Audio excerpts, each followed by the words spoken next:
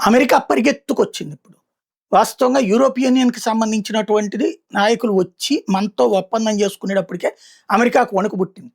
ఎందుకంటే నరేంద్ర మోడీ మొండిగానే ఉన్నాడు. మేము రుద్దుతామన్న దాన్ని రుద్దించుకోవట్లేదు. దాంతో మనల్ని బెదిరిద్దామని అన్ని రకాల ప్రయత్నాలు చేసిన వాణిజ్య ఒప్పందం విషయంలో ససేమిరా అన్నారు.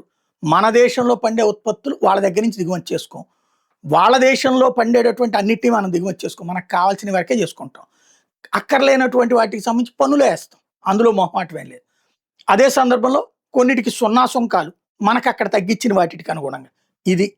అలాగే వాళ్ళ దగ్గర నుంచి గ్యాస్ కొనాలా, ఆయిల్ కొనాలా, వీటిట్లో ఎంత అవసరమైతే అంత కొంటాం. మొత్తం మిగతా ఎంత అనేసి వాళ్ళ దగ్గర కొనేదే ఉండదు. ఓవరాల్‌గా ఒక $500 బిలియన్ వ్యాపారాలు జరిగితే మా ఇద్దరి మధ్యన అన్నటువంటిది ట్రంప్ చెప్తున్నాడు. అది నిజమా కాదా అన్నటువంటిది ఇట్లాంటి ఒప్పందంలో చేసుకున్నది మాత్రం అంత ఖచ్చితంగా చేయాలని ఏం లేదు.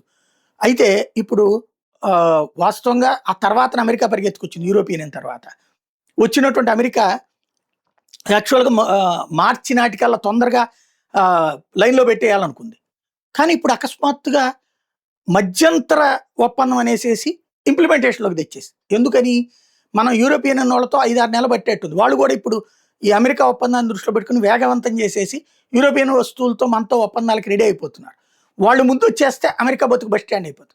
కాబట్టి ఎవడు ఫస్ట్ వస్తే వాడికే అవకాశం కాబట్టి ఇప్పుడు అర్జెంట్‌గా మధ్యంతరక ఇదనేసేసి ఇందులో చెప్తున్నటువంటిది ఏంటంటే ఏవైతే ఈ తాజాగా కొనేటటువంటి మన దగ్గర నుంచి ఇండియా బొగ్గు కొంటుంది, ఆయిల్ కొంటుంది, గ్యాస్ కొంటుంది ఇలాంటిది వాళ్ళ దేశాల వాళ్ళని సంతృప్తిపరచుకోవడానికి వాళ్ళు చెప్తే $30 ట్రిలియన్ వ్యాపారం మన స్టార్టప్‌లకి, మన టెక్నాలజికల్ సంస్థలకి ప్రయోజనం అన్నది భారత ప్రభుత్వం చెప్తుంది. ఇద్దరికీ ప్రయోజనమే.